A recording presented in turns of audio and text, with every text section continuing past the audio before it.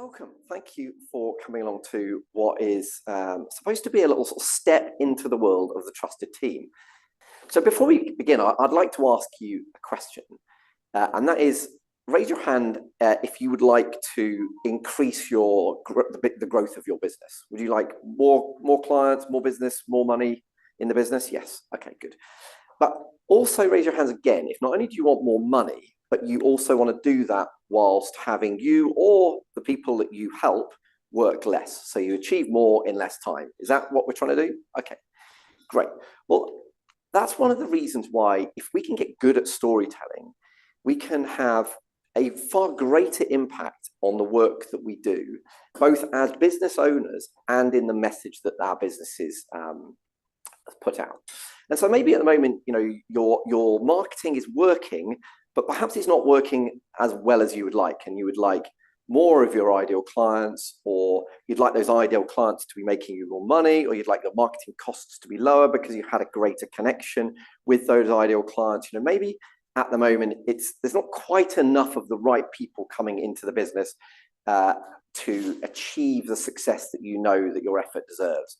And perhaps at the moment, it's also coming at the cost of working too many hours. I know I've had from previous experience times where I've been working every hour that God sends pretty much. And actually it doesn't need to be that way. But perhaps at the moment that is where you're at. Or for those of you that work as part of a bigger business, perhaps that's where some of the partners and the business owners within that business are. And maybe also you got into this business because you had a passion for something. And perhaps gradually over time, that passion is drained. Maybe over time, you've got to the point where you're thinking, well, I'm doing less and less of the stuff I really love, and more of the stuff I actually really don't love, and more of the stuff that I find to be a bit of a headache. So if that's where you are at the moment, where would you like to be? Well, perhaps maybe you could imagine a time where you've got a constant flow of the ideal clients coming to you, whether that's your clients or whether that's yourself. But you're doing so, you've got a business that's growing and thriving, but at a point, bless you, but at a point where you can actually work as much or as little as you want. So that means that you can do the things outside of work that you really want to do, as well as the things that are inside of work. And imagine also when you're at work, it's more fun than fun. You're kind of finding the passion is there, and you love doing what you're doing, and you're merging business with fun. That's why I wrote a book in 2019, although it came out in COVID year, which is really bad timing, called Entrepreneurial Happiness. Because entrepreneurial happiness to me was about this sweet spot of finding a great business that's growing whilst taking as much time off as you want, and when you're at work, you're loving doing what you're doing. And it's the power of stories that actually was a key part of what I put in Entrepreneurial Happiness, which is what by the way, you've got a copy of Entrepreneurial Happiness there for you guys to take away. But the power of putting down stories has so many different benefits within your business. And we think initially, and I dare say when you saw whatever it was that you saw to come and join us today on this workshop, you thought, this is a way to make my marketing better. But actually, stories can make so much impact in so many different areas of our business. It definitely can help you find more of your ideal clients. It can definitely make your marketing stand out and connect better with those ideal clients. It can definitely reduce your marketing costs. It can also get you to the point where your ideal clients, when they need somebody's help in your sector, there is only one person they are ever going to go to, and that is you, because of the power of stories. But it's also an amazing way to leverage what you do in your business and your team so that you can do something. Like, the problem that most business owners have is that they are the greatest bottleneck in their business. I might loop back to it right at the end, but the number of times I've heard a business owner say, I just wish I had another clone of me. I need another version of me because I just don't have enough time in the day, and I'm the bottleneck in the business. Stories are one of the most effective ways of changing that in business and delivering the same experience across the business. And there's never been a more important time to do this, because there's never been a more important time to have good marketing, because there is so much marketing out there in a world of social media, and we have marketing experts and social media experts here. You are fighting through so much noise, and so if anything can allow that connection with people to happen, it's going to make your marketing so much better. And so now, it is, I think it's more difficult to market than there's ever been, except possibly it's almost easier to market than there's ever been. You don't have to put a huge page in the Daily Telegraph. You can put it on Facebook. You don't have to take an advert on ITV. You can have your own YouTube channel. You don't have to try and get on the radio. You can create your own podcast. But as a result, there is a lot of noise. So that's why I think stories are such a powerful way to impact our business, both impact our marketing and the growth of our business, but also impact the way that we run our businesses. But you may be asking, well, who is Charlie Redding? Why would I listen to Charlie talk about this? I'm going to try and turn I'm conscious of the noise, but I'm also conscious of the sound. So let's try turning that on.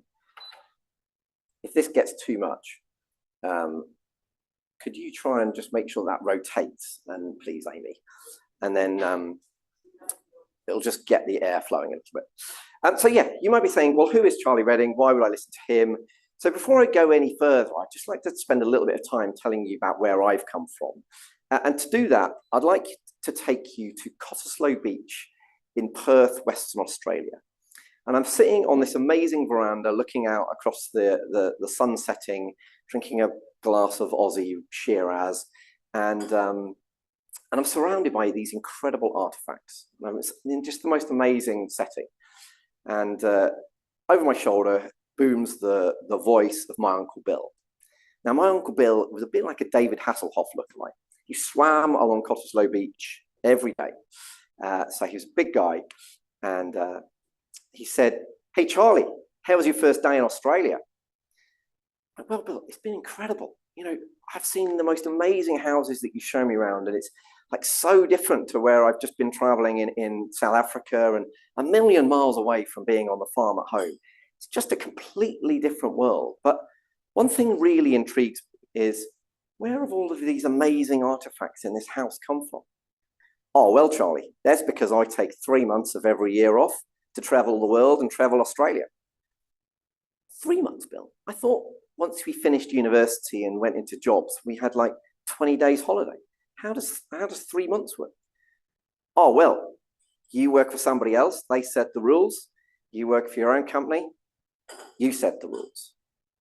And as I traveled around the rest of the world, that was like a seed growing with me. Now, I'd grown up on a farm on an entrepreneurial environment, but it'd been slapping me around the face without me even realizing it.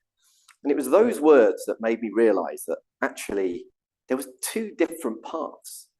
And when I came back to the UK, I fell into a world I can only describe as a bit like the scene out of the film The Wolf of Wall Street. I don't know, has anyone seen the film The Wolf of Wall Street?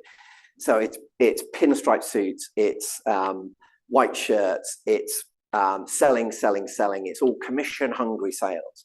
And I was literally in the interview, and the guy says there's two types of people. There's type A and there's type B.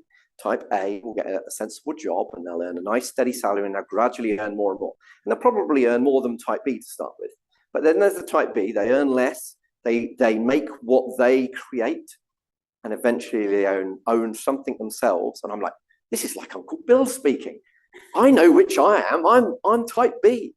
So sure enough, I signed up to a commission-only, self-employed financial advice role. I had 1 week sales training, 1 week product training, and it was like, right, off you go, try and sell pensions to your mates.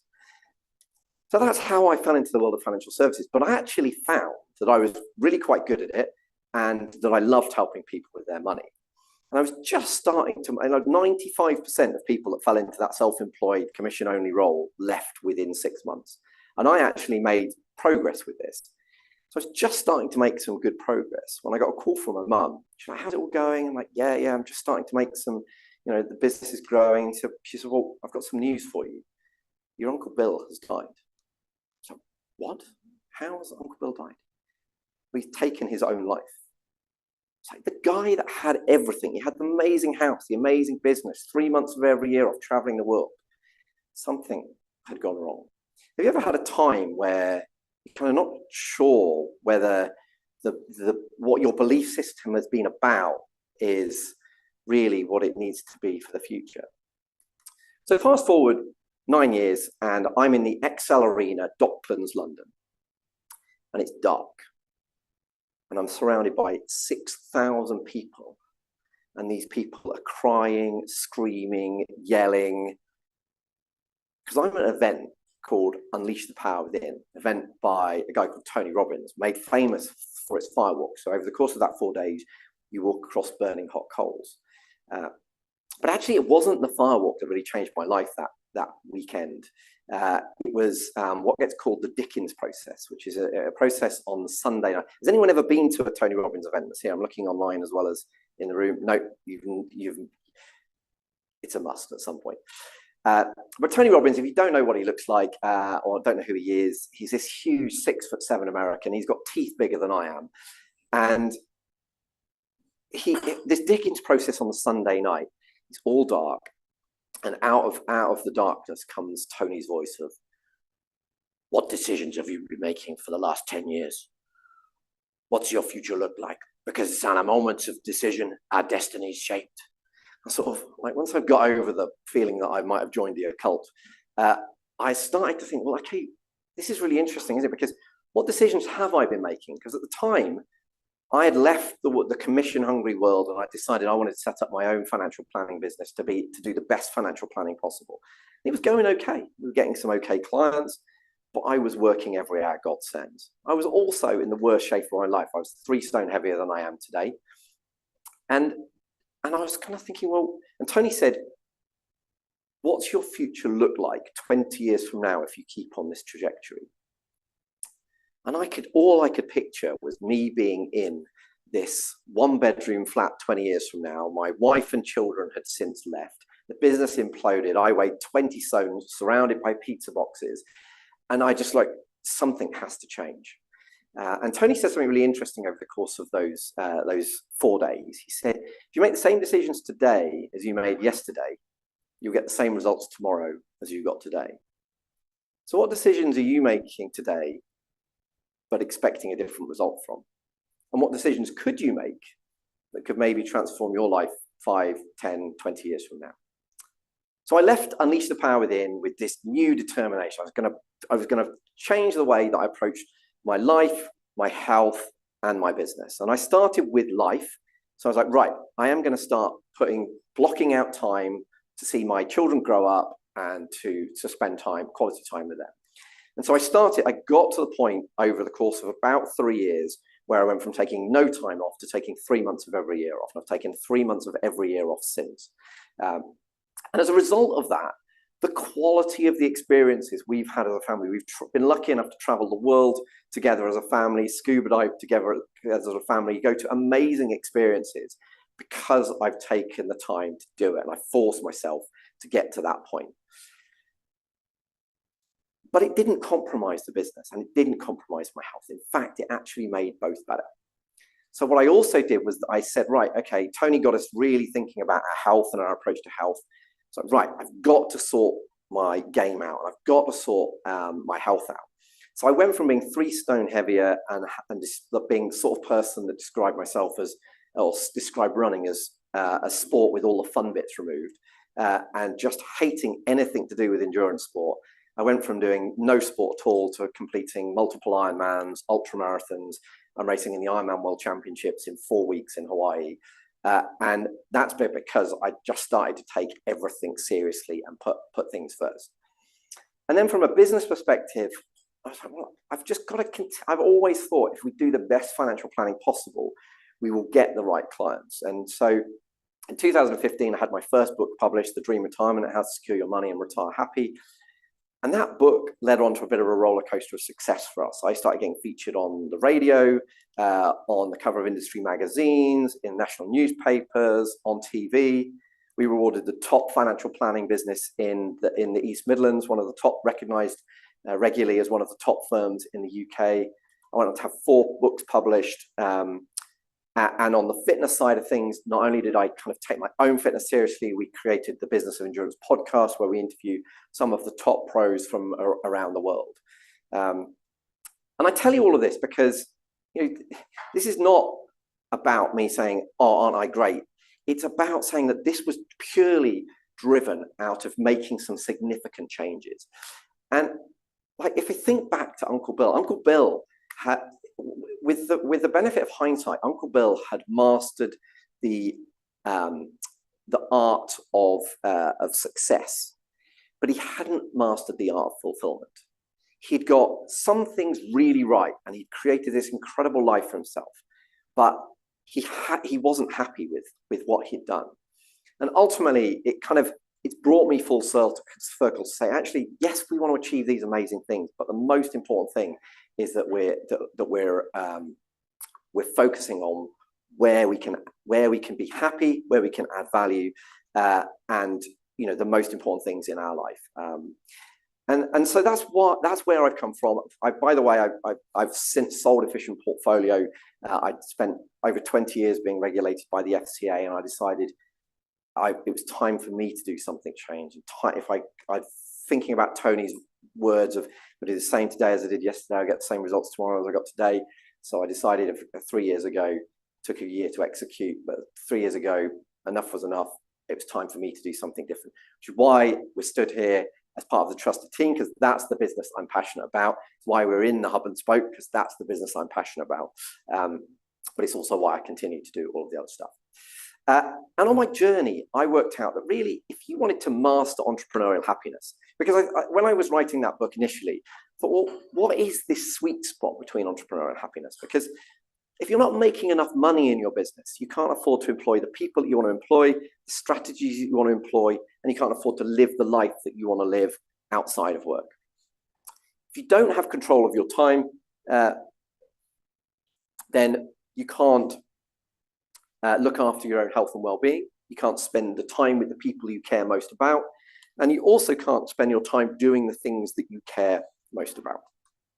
And then finally, the fun in business. And fun is a bit of a cheesy word. I'm kind of slightly uncomfortable with using it, but it's a word that Richard Branson uses around business a lot. And if it's good enough for Richard, it's good enough for me. But it is like, even if we take 3 months of every year off, we still have 9 months at work. So it should be fun. And it's the privilege of a business owner to be able to create a fun business. And so what I did was I thought, well, okay, over that journey of 20 plus years of running Efficient Portfolio, or being in financial services, what were the key things? Because I'd gone off and done so many courses. I spent like over £500,000 on coaching that included things like the Tony Robbins stuff. I read over 300 business books. So, well, what were the key things that allowed our business to grow, whether I was there or not? And I put those into what I called the Profitable Business Plan, which was 4 steps to growing a business. Now I thought, well, okay, how have we managed to have a business that runs consistently while I can really work as much or as little as I want? Before we sold Efficient Portfolio, I got down from we had 400 clients within that business. I only had meetings with 10 of them. So actually the control of my time was very easy at that point. So, well, how did we manage to execute that? What were the key steps to do that? And then finally, what were the things that meant that some days my children were like, Dad, what are you doing today? I'm like, well, I'm going to play golf. Oh, yeah, that's nice, isn't it? Yeah, no, it's work. Yeah, but actually it really is work. And they're like, yeah, whatever. Or I'm going off and I'm speaking at a conference in Miami. I'm doing some shark diving. I'm cycling. I'm eating in Versace's old house. And like all of these crazy things are like, yeah, that's work, isn't it? Yeah. And I'm like, actually it is. It's tax deductible fun. And that's what it should be. So that's what went into the Epic Business Blueprint. And so today I want to talk about 2 areas of this really. And you could argue that they both come under one area. But I've decided that because stories are so powerful, they could actually fit in so many different areas within our business.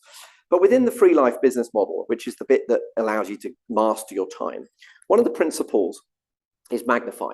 And Magnify is all about doing something once, and instead of helping one person, magnifying it to help 100, 1,000, a million. In professional services businesses, the mistake or the barrier that most have is that the businesses are one-to-one. All of the time is spent one-to-one with the client, and therefore you do something once and you help one person. But we want to work out how you can do something once and help many people time and time and again. This workshop that we're doing now will eventually be magnified to help people anytime they want to help. It'll be a webinar that will be evergreen at some point. So we want to magnify what we do. And so that's why we're going to go into a principle that I call the story playbook. And we want to think about the stories that have impacted us and our businesses and and why we do it. And so we're going to dive into that. We're going to get you, and this is, by the way, you're not going to just sit here and listen all day. I'm getting you working. That's the idea of a workshop. The clue's in the name. So you're going to be doing some work on building a story playbook. And then we're going to dive into a principle, which I think really is about generating consistent leads and generating your ideal leads. But ultimately, it still ties into the magnify piece as well. And the leads bit that we're going to cover is called the expert story, because today is all about storytelling and understanding the power of stories. So that's what we're going to be doing over the course of this morning. And it's hopefully going to be a step into the world of what it's like to be a part of the trusted team. Normally we do this over a whole day rather than a half a day, but this will hopefully be a little taster for what we do at the trusted team. So for those of you that are online, I apologize for the next 30 seconds because unfortunately you don't get the benefit of the delicious coffee and treats that the Hub and Spoke do, but that's the benefit you get for staying online, unfortunately. You didn't have to travel to get here, so that's good for you guys. For those of you that are in the Hub and Spoke, the coffee's on us. We'll bring out some treats as we go, yeah, hopefully you'll enjoy the Hub and Spoke experience this morning. Now, at the start of each of the workshops I do with the trusted team, I get them to do an exercise called the evaluation spotlight. And there's something magical about the subconscious brain. When we program it to tell us, when we program our subconscious brain what we want and need, it's amazing how often it comes up with a solution. So what I often say to the people that I coach is that you might have a particular problem that's going on in your life. It might be in your business, it might be in your personal life. And I might not touch on any of that subject or anything related to that during the course of this workshop. However, there is a very good chance if you tell the subconscious brain at the start of today, this is a problem that I need to fix, by the end of today, just because you've given yourself the headspace to step out of the business and work on the business and on the life, as opposed to in it, there is a very good chance your subconscious brain will come up with some ideas as to how we can fix that. So it's a really powerful way to start a workshop is to start with what we call the evaluation spotlight. Now we break everything down into what I call 6 spheres of success. So that's what you do in the business. So let's say that might be being a social media expert. Then there's what you do on the business. That's you as the entrepreneur, how you run your business. So I do think it's different. Now it's slightly different if you don't run your own business, but you perhaps run your own department or whatever.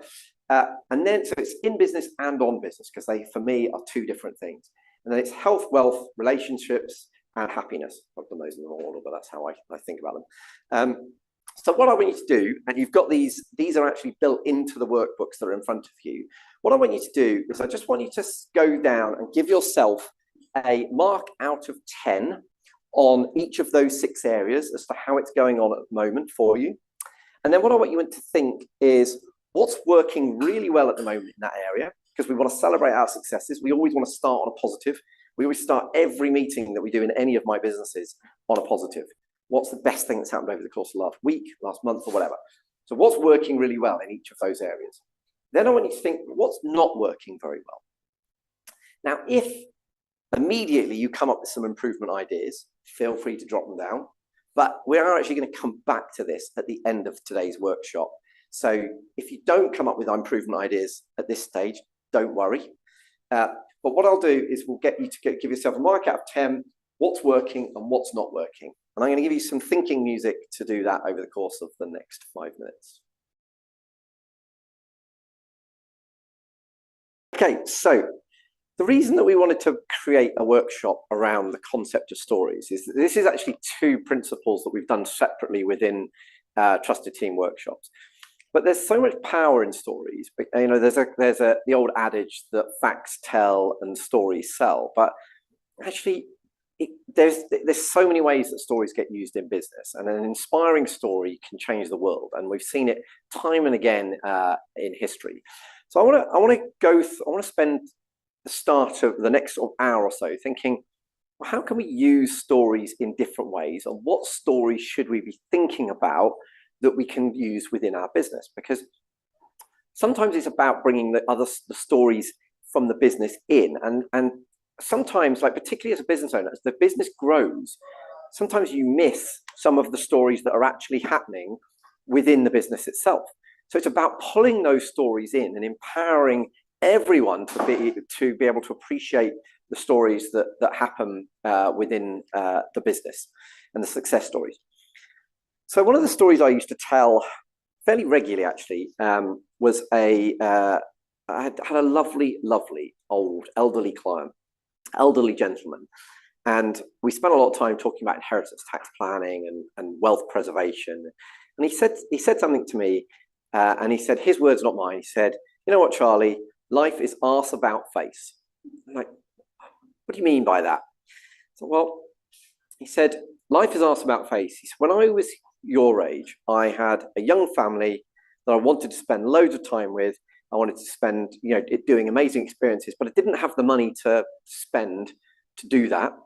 And I was running a successful business, and I didn't have the time to spend with them.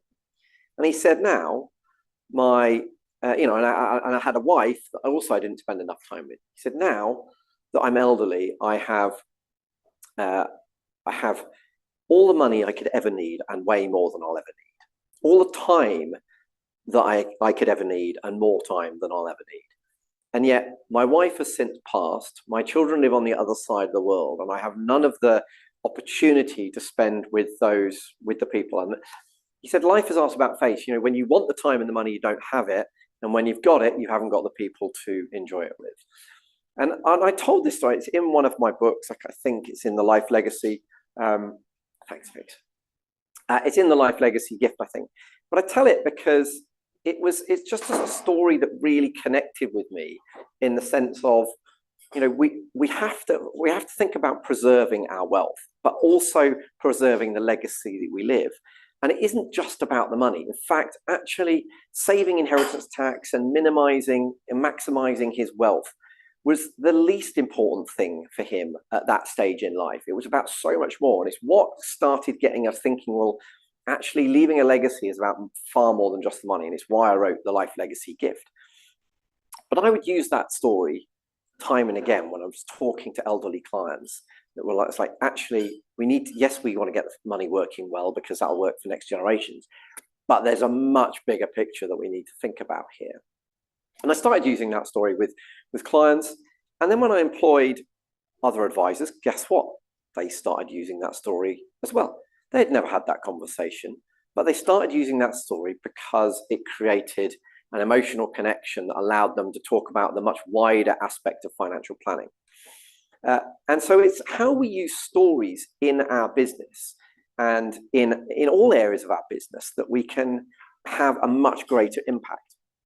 And of course, if I was chatting to a new elderly client and I tell him this story, it immediately creates a connection of, this guy isn't just trying to rip me off. He's not just trying to sell me another financial product. He actually understands this. He gets it. So it's really powerful. Now, I was at a conference in the US. Why is that just? Oh, there we go. I was at a conference in the US in Nashville. I think this particular guy spoke. He did a 45-minute talk on the main stage. So the main stage in Nashville, I think there was about 5,000 financial advisors, top financial advisors from around the world. This guy spends 45 minutes, and his entire talk was about the amazing story of how, so he'd got a child with a very rare disorder that meant he was super sensitive to a really wide range of food products. And on the first day, his son could not have anything on the breakfast buffet at Disney World. But the chef came out, had a conversation with this little boy, found out what his favorite recipe was, favorite breakfast was, which was apple pancakes.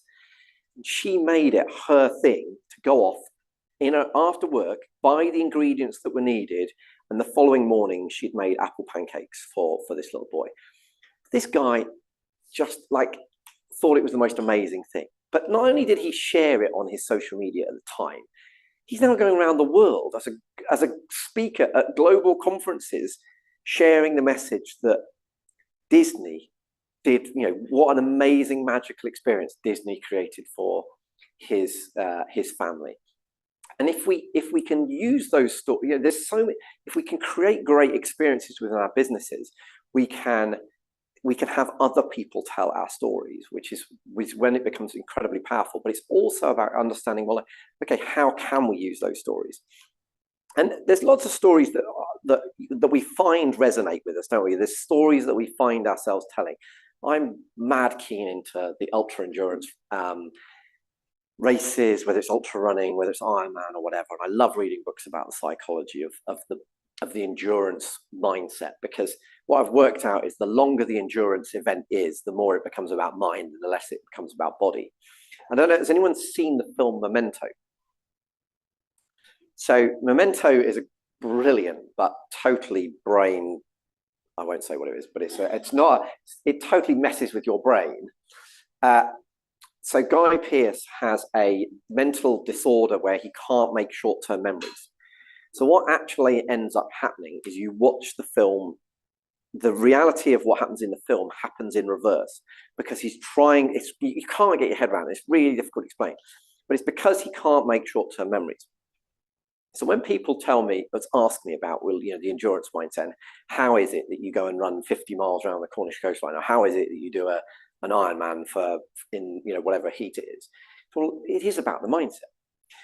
And so there's a lady, and it's not this lady, this is just a random ultra runner, but there's a lady that was a very average runner, and she got in a car accident, and she suffered the same condition as Guy Pearce has in Memento. She couldn't make short-term memories. What that meant was her brain, when she was in a run, her brain couldn't remember that she'd already run another 5 or 10, she'd already run 5, 10, 15, 20 miles. Literally overnight, she went from a very average runner to one of the top ultra runners. Now that shows how much endurance sport is about mindset. Because if the brain had forgotten that she had already run, it was suddenly going, yeah, carry on. We have far more capability to do endurance sport than we realize, but it's our brain that stops us. One of the guys that we've had on one of the guest speakers we've had at the Trusted Team is an amazing swimmer, and he calls it going into the excuse magnet. Your brain is trying to defend you. So it's like you're cold, you need to get out. You're cold, you need to get out. He'll still swim for hours longer than that, but it's the excuse magnet. But the reason I tell this is because this story is just one of those stories that connects, and it makes you think, my God, actually, if somebody can go from average to amazing overnight because their brain stops telling them that they're tired, it really is a brilliant way of translating what we can achieve in our own physical fitness. So how we use stories to get people thinking about things differently or translate a message is so much more powerful. And when you get the opportunities, whether it's being on the radio, whether it's being on TV, whether it's speaking in front of thousands of your ideal clients, if you've got a story that will connect, you will have a far greater impact. And that's what I always try and say this is about giving yourself the opportunity. So when the opportunity presents itself, you can go, I can tell a story, and then make a point at the end of it, and that has far more effect. There was a piece of research done, which I find quite amazing. So what they did was they went, a group of people went on eBay and they bought a whole load of random items, including a toy horse. They paid for the toy horse. They paid $1 for this toy horse, and they spent $250 on random things like paperweight, toy horse. What was the other? Globe paperweight. I can't remember what the other ones were. So they bought these things on eBay. They then relisted them immediately, but this time all they did was add a compelling story. So the toy horse was about, this is my daughter's toy horse. She loved playing with this toy horse, but now that she's just gone off to university, it's time to clear out her bedroom. The toy horse that they'd bought for $1 sold for $102. The paperweight, which was linked, I can't remember exactly the story behind that, but it was linked to husband that had left, and she was clearing out. I can't remember what the story was, but that went from $1.59 to $197. They turned the $250 that they spent on eBay into $8,000, and all they did was relist exactly the same thing, but added a story. By the way, when I told my youngest daughter this, Bronwyn, she's like, "This is great," and her granddad said, "I've got this old electric golf trolley. Will you sell it for me on eBay?" She's like, "Yes, and I know exactly how to do it." So we're reading this eBay going, "My granddad died 2 years ago at 11." And we're like, "Not sure you can really say that." But sure enough, she sold the electric golf trolley. Have any of you seen Brian Stevenson's TED Talk? So in Talk Like TED, it's one of the TED Talks that gets pulled out as an example. Talk Like TED is a brilliant book by Carmine Gallo on building presentations, or what you can learn from the best TED Talks. And Brian Stevenson tells this incredible story around, he's basically a famous civil rights author, but he tells the story of his grandmother and him growing up. But what you learn when you read and analyze it through Talk Like TED is that actually what he did was 3 compelling stories. So there's a typical TED Talk lasts 18 minutes. So it was each of the 3 blocks was a story, statistic, and a takeaway. 5 minutes of story, kind of 1 minute statistic and takeaway, and then on to the next story. And that is the trait that they found most commonly woven through all of the top TED Talks. Have any of you seen this TED Talk by Sir Ken Robinson? So this was the most ever, I don't know if it still is, was the most ever watched TED Talk. It's called How Schools Kill Creativity. If you're a parent, you must watch it, but it is absolutely brilliant. But one of the things that Sir Ken Robinson brings into a talk that is about what sounds like a really dull topic is humor. And if we can bring the humor into our stories, then we will make it so much more compelling. He tells this great story of where the teacher, they're in a classroom of young children, and the young child is drawing, and the teacher says, "What are you drawing?" And he says, "I'm drawing God." The teacher says, "Well, nobody knows what God looks like." And the little boy says, "Well, you will in a minute." And there's just so many lovely connections within that story. But he brings humor into it fantastically well. And if you can bring in humor into a story, then you will create, again, so much more connection. And it's about actually triggering emotions, isn't it? That's what it's all about. And that is what creates impact. And there's lots of different ways you could do that. You can use props if you're in an environment like this. So, for example, when Bill Gates did one of his talks, I don't think this was a TED Talk, but it might have been one of his TED Talks. But he was doing it on the problem of malaria, and he started his talk by lifting a glass lid off, and he talks about the power of if you want to know that you want to be able to empathize with the people that struggle with malaria. He said, "I've just released 5 malaria-bearing mosquitoes into the room." So, and of course, everyone was like, "Oh my God, has he?" Of course, there was nothing in there, but the impact it has is immediate. So you can use props in telling stories to create impact. And they say that you forget what people tell you, but you'll never forget how they make you feel. And ultimately, that's why stories are so powerful. And in fact, this is the story of Whole Foods. So Whole Foods we now know as a global food store, but actually once upon a time it was a single food store. and it was actually threatened with closure because it had a massive flood. And the local town that it was based in loved this store so much, they all basically as a community came in and helped refurbish this whole store to get it back up and running again, because otherwise it was going to go pop. And so they continually refer back to this story. But I mentioned, and I've kind of touched on this already, but there is a logic to creating good stories, and one of those principles is highlighted by Steve Jobs really well here. I'll see if you can guess what it is.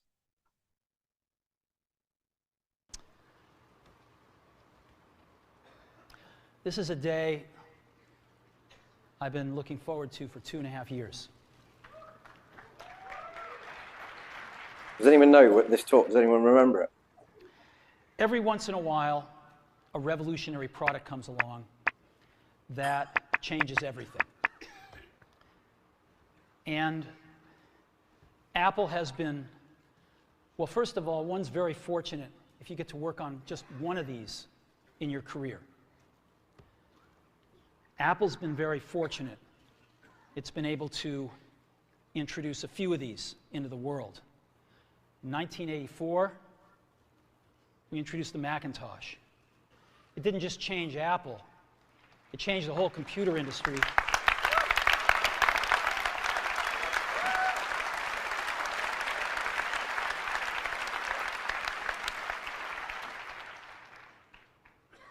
In 2001, we introduced the first iPod.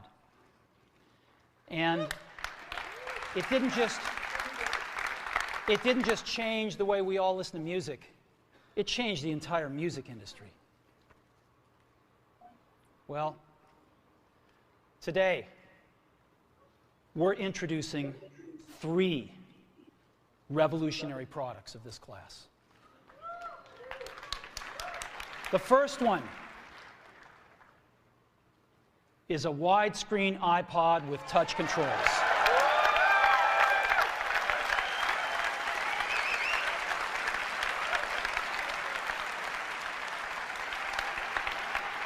The second is a revolutionary mobile phone.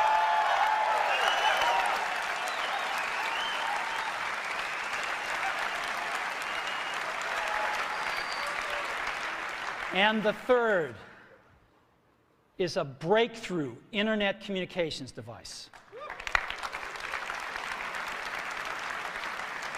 So, 3 things: a widescreen iPod with touch controls, a revolutionary mobile phone, and a breakthrough internet communications device.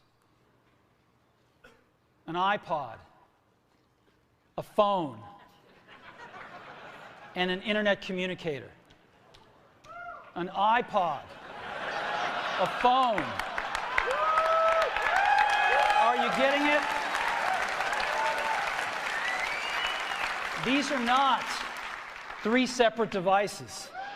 This is one device. Of course, it changed all of our lives. In anything that we want to do, particularly in storytelling, we want to refer back to the power of 3.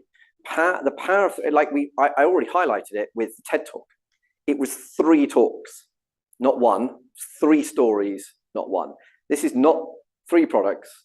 It's 1 product, but he's telling it 3 times, 3 ways.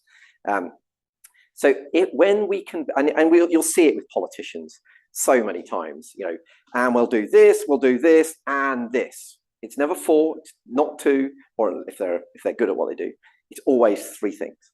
And we're going to, but we remember things in 3s much better. So therefore, if we can break our stories into 3, and we'll come back to this in due course, but it's a really powerful way of doing it. There's so many brilliant messages we can. I told this. I'm not going to tell this story now, but there's an amazing story of a lady that goes from being homeless to Harvard. But there's just opportunities to bring out messages, different messages within different stories. And the more different stories you can have lined up for those different messages, the better. And then Sir Richard Branson also talked about the power of being able to shorten it and get it really concise. So he would say that if he couldn't write the marketing principle on the back of a was it a stamp or envelope? I can't really on a napkin. That was it. Then it was too long. Because once you've got the story clear in your mind, you could ultimately tell that Steve Jobs story in seconds, couldn't you? Once you've got it clear. The same with the principle of the arse about face. You could tell that in 30 minutes or 30 seconds. But when you get really good at telling a story, you can tell it in a really short, concise way as well. One of the other things you should be doing with storytelling is telling stories that make you look stupid, but not stories that make you look unprofessional. So one of the stories. So this is this is the youngest daughter I just mentioned that tried to sell her granddad's electric trolley through the power of storytelling. So this is Bronwyn, although you might struggle to believe that is a Bronwyn. In Entrepreneurial Happiness, I tell the story of, and I can't even remember the segue now. It's Our Eyes Deceive Us. That's the segue. But I tell that story because it's a segue into Our Eyes Deceive Us. But it is also a story because essentially, for the first 20 minutes of Bronwyn's life, we thought she was a Ewan, and that was my fault. I completely diagnosed the situation incorrectly, and it was only when she got put on the scales 20 minutes later and all the grandparents knew that they'd had a grandson that we found out that actually this was a granddaughter, not a grandson. So anyway, it was completely my error, but it is important to, when you're building up your story collection, your story playbook, as we'll call it later on, to think of stories that also, we can all find this, and this is like coming from a social media world at the moment, isn't it? And actually, if you've read any of Brené Brown's stuff, you'll know the power of vulnerability. And my understanding is that the stuff that works better on social media at the moment is not the aren't I amazing type stuff, it's the actually life is pretty crap at the moment type communication. So but sharing vulnerability and telling stories that show you're not perfect are a powerful piece of the armory. There's also a principle that works really well in the power of storytelling, which is the principle of one. So I saw a talk by a guy who founded a company called Zipline. So Zipline is sending 650,000 medicine doses around Africa from central locations. So getting medicine out to the poorest parts of Africa has historically been a complete nightmare. So these automated planes fly out and they literally just drop the medicine parcels in people's backyards. It's absolutely incredible. They're saving so many lives with it. They're actually starting to bring it into the US now. It's a US company. They're starting to use it in the US. Predominantly, it was started in Africa. But when I saw the founder speak on this business and how they're helping literally 650,000 people a year with this, he didn't tell the story of 650,000. He told the story of one. The power of one family's life being saved is way more, even though it makes no sense. Like it's like if somebody saved one person's life versus saving 650,000 people's lives, it's incomparable. But the story of one tells it far better. And I found this out the wrong way in Efficient Portfolio. So we created a thing called the Efficient Charitable Portfolio for our clients. Because what we thought, wealthy clients, we'll take the complexity out of charitable giving. We'll build a portfolio that has, a children's charity, a cancer charity, a wildlife charity, a domestic, UK charity, pick the whole portfolio. We thought this is brilliant. Everyone will love it. You can just go, there we go. You've got a fully diversified charitable portfolio. You can just drop money into regularly, whether it's lump sums or brilliant concept. Failed horribly. Because the conversation became about the collective and the portfolio, not the child that's suffering with this or the person that's suffering with that. And it totally failed. We ended up dropping it because we missed the mark on that point. So there's lots of different things lots of different ways that we can use stories. But I would always, when I was on, like for example, when I was on LBC Radio, which I was on a few times, somebody phoned in and asked about something to do with retirement. And I told the story of Professor Joseph Zeimuller's research. So he was researching blue-collar workers in Switzerland, and he had this unique opportunity because people were being asked to retire at different ages across the same country with very similar demographics. So he decided to do a study on longevity. And what he found was, despite the fact that we crave early retirement, and you'd think it was good for your health, the opposite was the case. The earlier people retired, the younger they died. And it's ironic, isn't it? Because, whilst we crave this early retirement, actually we're really bad at it. And it seems like, and part of the reason for that was, just to give you a clue, is because in retirement, every day is a Saturday. There's no reason not to have that pizza or a glass of wine, and you lose your purpose, which we also talked about earlier on. But this story fascinated me, and I picked this up on Freakonomics Radio, actually, having read the book Freakonomics. And it really got me thinking, because at the time I decided I was going to write a book, and we were specializing in retirement advice. And I was one of the most qualified financial advisors in the UK when it came to retirement advice. But let's face it, nobody wants to read a book about pensions. So this was the story that made me think, okay, actually, this isn't about pensions. Yes, okay, money, you need to have enough money to sleep at night for the dream retirement. But actually, you need to have enough purpose to get up in the morning, and you need to have the health and well-being to be able to enjoy it. And ultimately, that's what the dream retirement ended up becoming. It's those three things. It's about money, time, and well-being in retirement. But to go back to LBC Radio, guy phones up, asks about retirement. I'm like, oh yeah, there's this study by Professor Joseph Zeimler on blue-collar workers. And actually, despite craving it, early retirement's really bad for our health. That was I told that story, I don't know how many times. I'm pretty rusty on it. I haven't told it for quite a long time now. But I told that story so many times because it was always my segue into, that's why I wrote the book, The Dream Retirement. Now, if you're on LBC Radio, you've no idea who's listening to it or where they're listening to it. So we would always create attraction marketing devices, which are marketing things that we can give away for free, and we'll bring them back to us in time.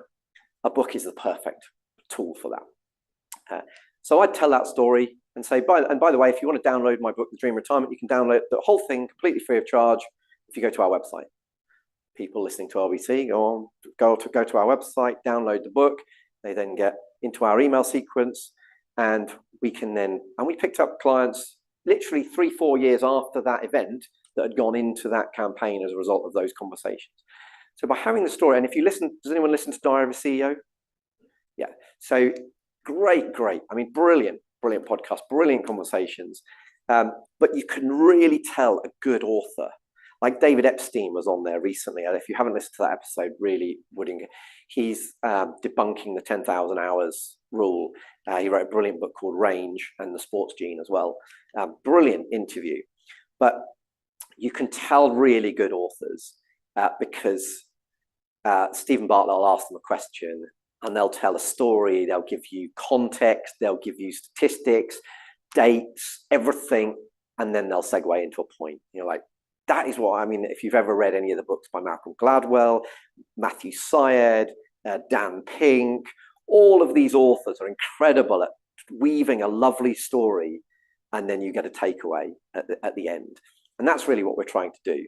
And if you listen to it for the really good authors on Diary of a CEO, it will become really apparent. I'm just listening to the I can never quite remember his name. He wrote Sapiens and then Homo Deus. It's something like Noah Yuval Harari, I think, something. But again, classic case of he's get asked a question, and suddenly he's telling the story about the history of the 1940s Ford manufacturing line or something like that, and you're like, where the hell's he going with this? And then because he's a well-polished storyteller, and you can use these stories in so many different ways. I did a talk at conference in the US in, which was it, Miami, and I was doing a story, as it wasn't a storytelling course, but it was a marketing one. It was marketing yourself as the expert, and I tell the story of the chief, and I tell it in Entrepreneurial Happiness, and it's my segue into it. So I'll start with a story around the chief. The chief was a Maori guy that beat me in a pool final. He cheated, but he was too big and scary for me to challenge him. I'm not going to tell you the story now, but every time I would have the opportunity to talk about marketing yourself as the expert, it was like, in my mind, if I wanted coaching on playing pool in New Zealand, I would have gone to the chief. And that was the segue that I would create. I'm going to get you doing some work in a minute. I just want to show you a couple more things, and then it'll be over to you. Storytelling in your marketing is really important. I'm going to share with you the 2 most visited pages on our website over the course of the day. One of them was our testimonials. Now, you think testimonials, they sound really boring? No, make them a story. Make them human, make them a story. So this was Jeremy. It's about a minute long, so it won't take long, but I'll give you an example. And I really needed someone to come in and have a good look at my complete portfolio and decide on what the best strategy was going to be in the future. I found the whole experience extremely easy, but the whole thing was fantastically easy. The staff here were a joy, very, very friendly. I almost wish that I'd started it earlier on and I'd had someone like Charlie perhaps with me for the last 20 years, because someone could have advised me about investing the school fees and so on. I've done it very much in my own way. And I might be even better off today had I had someone been investing with someone like Charlie for the last 20 years rather than the last 7 or 8 years. But if someone's considering going to a financial advisor, do it. Really do it. Third-party endorsement, telling the story of his journey, that's a much shorter version. But again, the video testimonials, and we use those on our social media, we use those on the web page. Second most visited page on our website. I'll tell you what the first one was later on. Has anyone read The Story of Zappos, Delivering Happiness by Tony Hsieh? Great book. If you want to read anything on business culture or anything like that, Zappos is renowned as one of the top companies in the US for customer service and business culture. But they tell this amazing story about how the customer service is so good that Tony Hsieh, while he was at a party, decided they were struggling to find anywhere that could deliver them pizza, and room service was not giving them pizza. So he phoned up his Zappos, which Zappos sold shoes online. 24/7 customer support, phoned up his Zappos support, or no, actually, it wasn't Tony Hsieh. He told somebody at within the group, phone the Zappos, and they managed to track down a delivery company that would deliver them pizza at 2 a.m. And it was a story he would tell continually about how amazing their customer service was. Has anyone seen Michelle Mone ever speak at any conferences? She does a lot of speaking in the UK. She tells this wonderful story of a PR stunt when she launched the business. So she was selling bras, and she got paid a load of actors to go and stand outside Harrods on the day that or Selfridges, I think it was actually, outside Selfridges, the day they launched in Selfridges. And they got these actors all dressed in white coats, and they were pretending that they were plastic surgeons, campaigning that Ultimo bras should not be sold in Selfridges because it was going to cost them their jobs. And of course, it's an amazing story. It made the press at the time.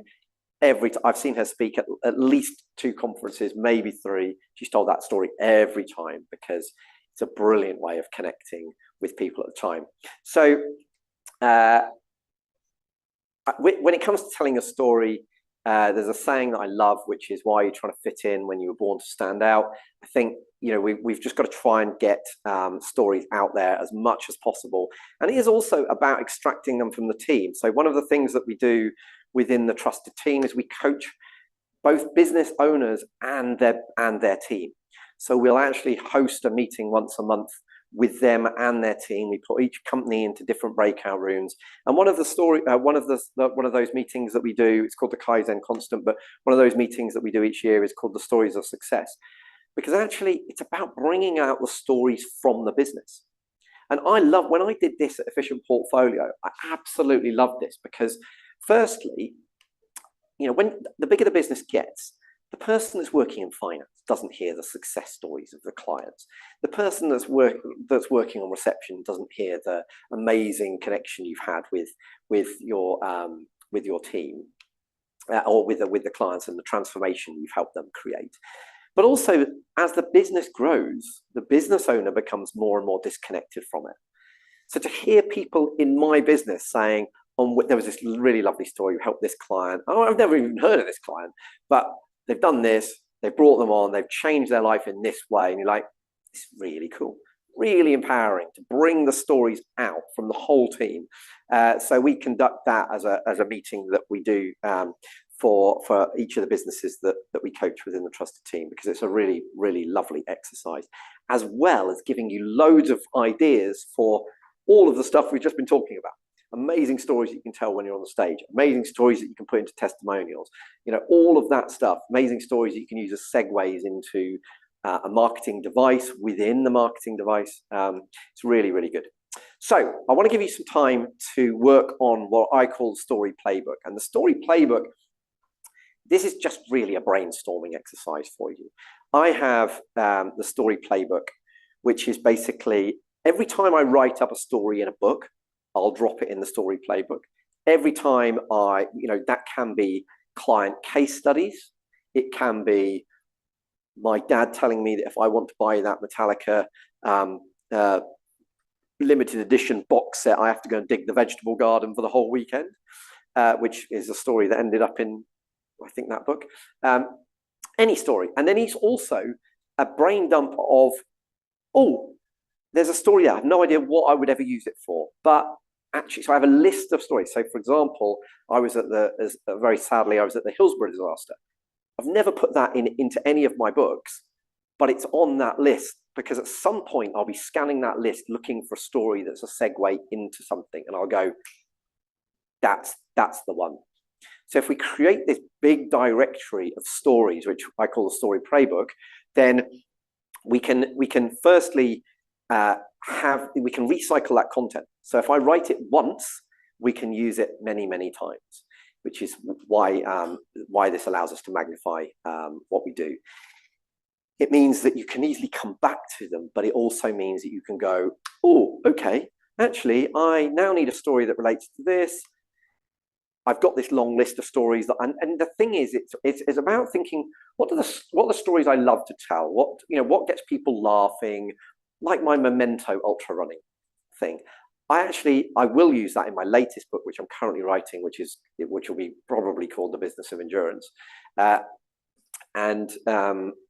Because I love that story, but I've never had a use for it until now, but I've told it a lot and people go, it's actually quite amazing, isn't it? It's just, it's a fascinating principle.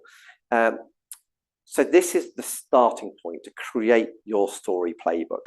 So hopefully those guys that are online have already been sent the story playbook. I'll just explain the concept, although it's pretty self-explanatory. Basically, I just want you to work through and think, well, okay, what are the stories of client success? Now, I showed you the video of Jeremy Wood, and the best uses for that was, okay, we every time a client went onto our website and went onto a page that was related to retirement. So if they wanted to download the Dream Retirement, featured on that page would be, you might want to watch this story of Jeremy Wood. Or if you want to download the 2-minute retirement plan, wait, guess what? There's a video. So anything that related to retirement would have the Jeremy Wood video on it. If it was relating to inheritance tax, we'd have a different person that was more connected with that. So what are the best examples of client success? The stories of why you do what you do. And I'm going to come back to my expert story in a minute after we've done this, which I've already told you. But why do you do what you do? So you want to be brainstorming ideas around that. Significant life events. So for me, meeting Uncle Bill was a significant life event because it got me thinking in a very different way. Funny stories. I haven't really told the story, but I have alluded to it. The chief What funny stories can you build in? Emotional stories, the Dickens process. I have told you that story already. And humbling stories are Ewan turning into Bronwyn after 20 minutes. So I'm going to give you some thinking time, and then we'll roll into a break after this. So I will give you a sort of, I think probably 15 minutes are about right for this, but actually you could spend a day on this. This is about building as big a directory as you possibly can of stories. You can get them written up and everything else later on. At the moment, this is about brainstorming as many stories as possible. So I'll give you some thinking music, and you can get started on the story playbook. Story playbook is about trying to brainstorm so many different stories that you possibly could use within business, and you'll use them in lots of different ways. There's so you'll use the stories in lots of different ways, and there's lots of stories there, some of which will be more important than others. But the most important story you need to tell is your story. The story that positions you as the expert. So of all the stories that, so I always think that if you've got an opportunity to stand in front of a room full of your ideal clients, or even a stadium full of your ideal clients, and you've got to tell the story of why you are the best person on the planet to help them with their specific situation, you've got to know what that story looks like. That should be your expert positioning story, or the expert story, because that way they'll be knocking down your door to come see you. And there's loads of ways that you can do this in business, and we see it time and again. So there's a few things that I want to kind of start off with. Firstly, has anyone seen the Netflix series called Arnold? What did you think? Yeah. Do you remember how it was broken up? Do you remember what? No. Okay. So there's 3 episodes. By the way, I've read his autobiography, which is absolutely incredible. The story of Arnold Schwarzenegger. I know we take him for granted as a movie star, but coming from the son of a Nazi soldier in Austria, going on to become by far the world's most successful bodybuilder, being being a massive part of the bodybuilding revolution, then going from the best bodybuilder to the top paid actor on the globe, and like working harder than pretty much any actor to get to that point. So his chapter 1 was bodybuilding, and that's what episode 1 on Netflix is all about. Chapter 2 was movie star, which is what episode 2 is about, and Power of 3. The 3rd chapter is him as governor. Now, bearing in mind, he couldn't have been president of the US because he wasn't born in the US, but governor of California is the next best thing that he could be. So to go from that story to being, from that background to being the governor of California, the world's most successful movie star, and the top bodybuilder is absolutely incredible. So, but the point is, it's back to the rule of 3. And we're going to see this time and again. Because if we want to tell good stories, then we need to understand the art of storytelling. Can anyone tell me from this tiny little picture what film we're talking about here? Of course. Brilliant film. Brilliant film. And amazing. If anyone hasn't seen the theatre, the musical of The Lion King, you must see that. That is incredible.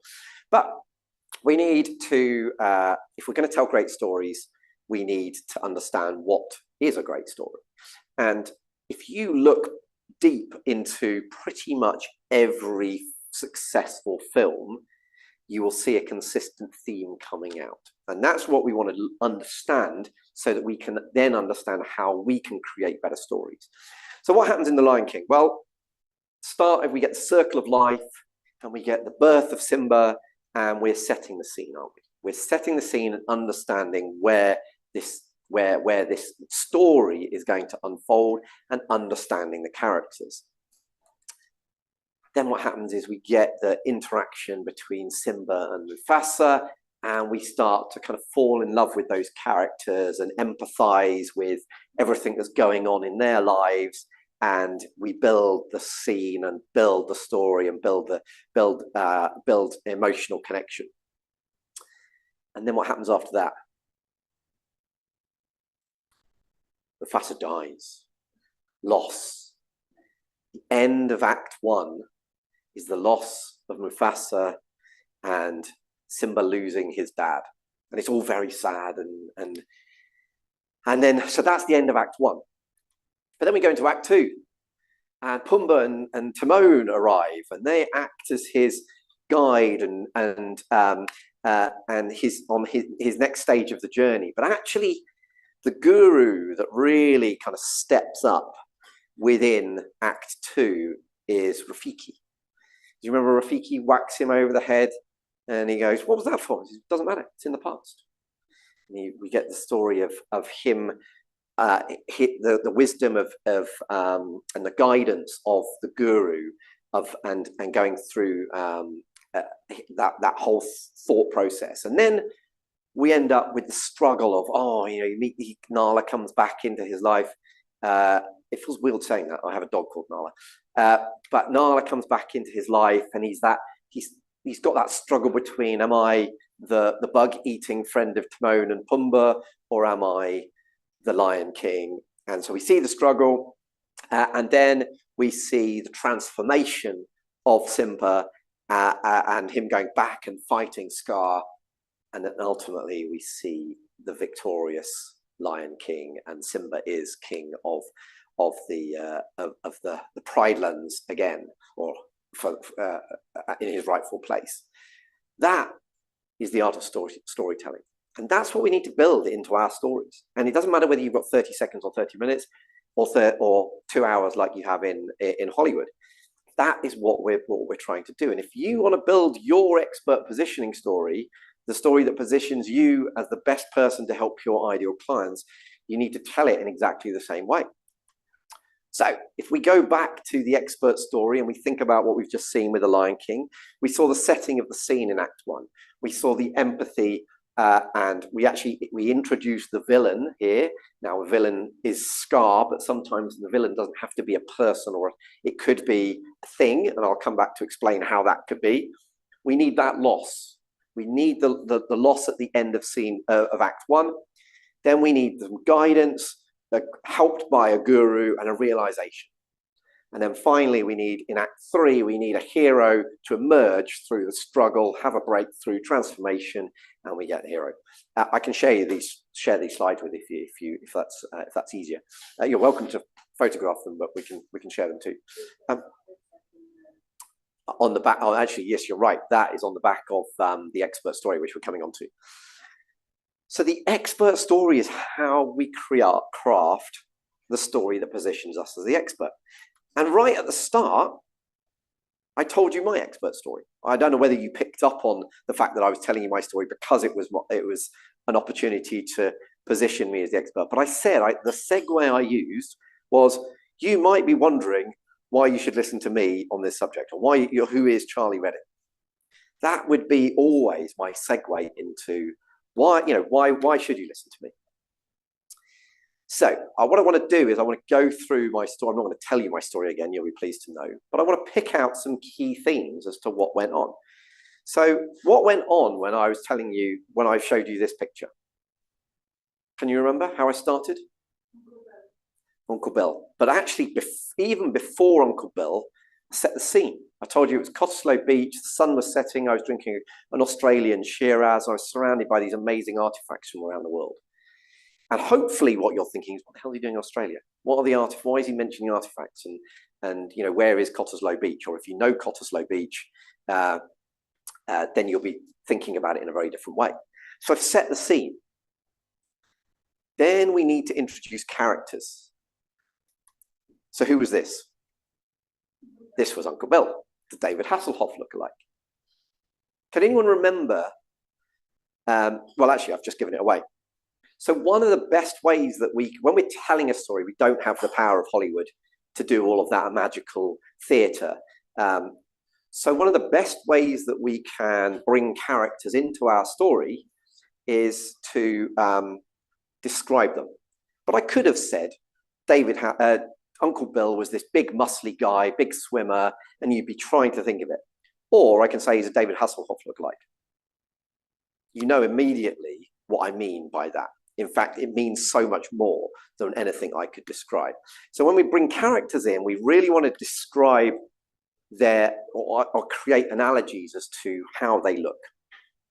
Can you remember how Uncle Bill spoke? Yeah, in a really bad Australian accent, exactly. But you'll notice I didn't describe what happened when I was with Uncle Bill. I spoke as Uncle Bill. It makes it far more interesting to listen to and far more engaging for your audience if you can tell it through the art of conversation. Now, you can't do it all through that, but you can do some of it, and it will make a story far more compelling. So you've got a visual, and often if you're presenting on a stage or writing a story in a book, you don't have the benefit of pictures, which is why saying he looked like David Hasselhoff lookalike immediately creates the picture in your mind. So the more we can bring that into our art of storytelling, the better. I used a similar analogy to describe my first few years in the world of financial services, The Wolf of Wall Street. If you've seen The Wolf of Wall Street, and you remember, I actually asked you, has anyone seen the film The Wolf of Wall Street? Because again, we're getting engagement, but it then tells you a whole story without me having to tell you, oh God, it was all of this other stuff. It was really corrupt and, commission hungry and all of that kind of stuff. It created a picture in your mind if you'd seen that film. So that's one thing that we could do. At the end of Act 1, can anyone remember what my loss was? So at the end of Act 1, I had the news, and I didn't, and again, I don't know if you picked up on it, but it was my mum phoning me to tell me Uncle Bill had taken his own life. So if I'd just said, and I found out that Uncle Bill had taken his own life, it would be less interesting, less impactful than somebody phoning me up. And I actually, when I've done this previously, I've gone into kind of more detail on that. Does anyone remember what else I did when I was on this slide? Did anyone pick up on it? Pause, yes, but I paused after I did something else. Yeah, but there was something in between. I asked you a question. Have you ever had a time in your life? So I'm asking you I'm getting now you engaged in the story. You're bringing in your feelings and emotions into this story.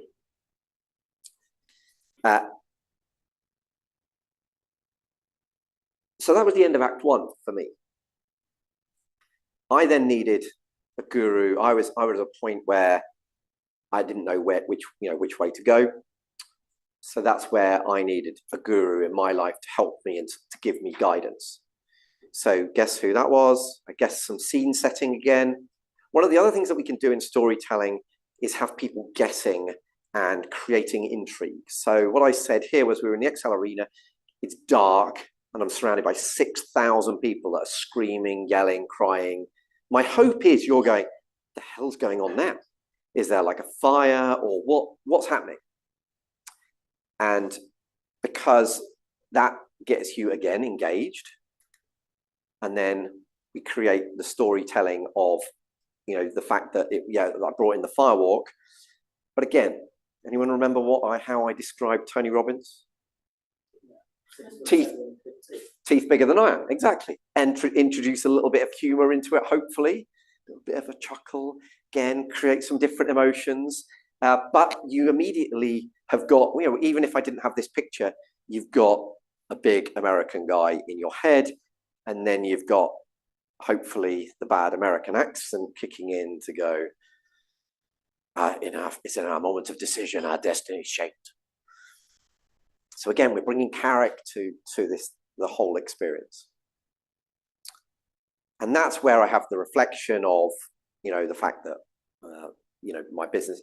Now, I could have said before I got to Tony Robbins, I could have done this in a linear fashion, and I could have gone. So before I went to Tony Robbins, I set up Efficient Portfolio, and I was trying to do the best financial planning I could, and I was working too many hours, and I got overweight. But actually, what I didn't do was that, because it all becomes very linear and very boring. What I did, and actually, again, I've done this in much more detail historically, is I've gone into my thoughts within the conversation that Tony's having with us. And I've gone back and gone, actually, 5 years ago, I did set up my own business, and okay, it's going okay, but actually, and what I tried to do was create a visual image of where I thought I was going 20 years hence, of being overweight, and family had left me, business had folded, surrounded by pizza boxes, etc., etc. So that's my realization, the realization that something needed to change. And then I get to the end of Act 2. Does anyone, again, remember what happened at the end of Act 2 when I showed this slide? Same as the end of Act 1, actually. I asked you a question. I said, and there's two good ways to segue between each act. And I actually used both at this point. In the first segue from Act 1 to Act 2, I just asked you, have you ever had a time where Act 2, I used both. I used a quote, which was Tony's, if you do the same today as you did yesterday, you'll get the same results tomorrow as you got today. And then I used the question, which is, have you ever had a time? No, I didn't. I said, what was the question? Have you? Maybe you're wondering what decision could you make today that could impact your life 20 years from now, and what decisions are you making, expecting a different result from? That's what I said. So a question is a really great way to segue between acts, and a quote is also a really good way to segue between acts. So then we go on to the struggle. Now, the struggle, I tried to tell you in a way, by breaking it down into 3 areas, funnily enough. Struggle in terms of my time. Struggle from working every hour God sends, to progressing to the point where I had 3 months of every year off, and have done so ever since. Struggle in terms of my health and fitness, and going from being 3 stone overweight to completing Ironmans and ultramarathons and everything else. Struggle in terms of business, not having an okay business, but understanding we could help clients at a much deeper level with books like The Dream Retirement.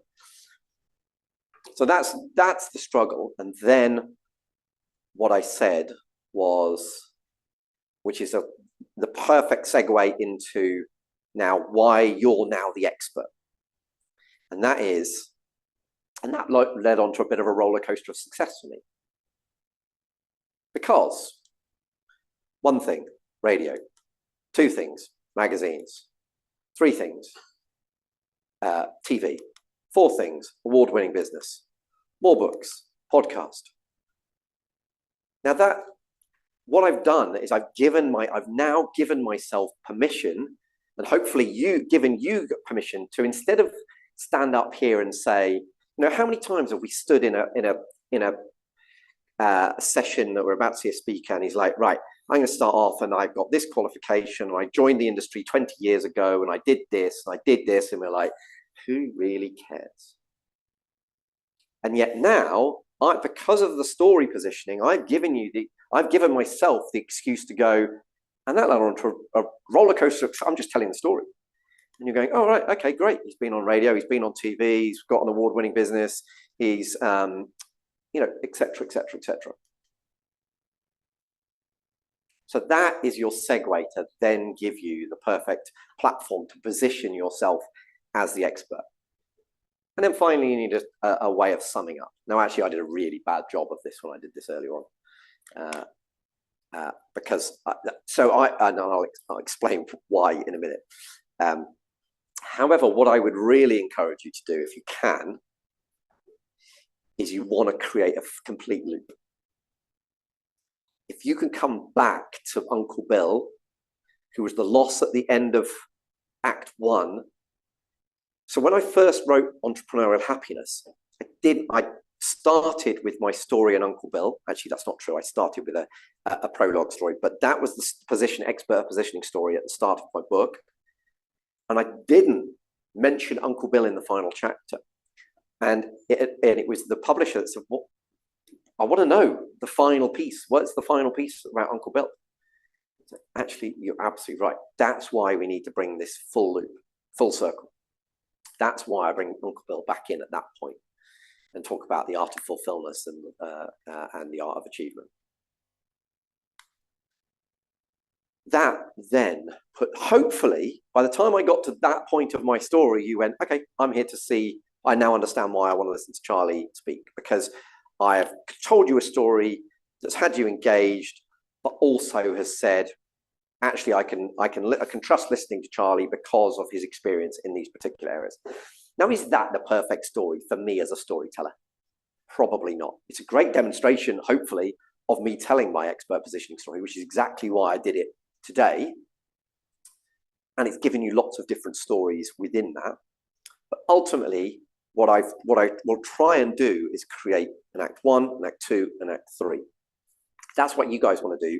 And that's why we started with the story playbook, because there is a very good chance that all of the key stories that need to be in your expert positioning story are now in the story playbook if you've written them down. They might not be. But what you want to constantly try and think about is, how can I build multiple positions? So in my Act 1, I mentioned that I was a farmer's son. I mentioned I'd been traveling around the world.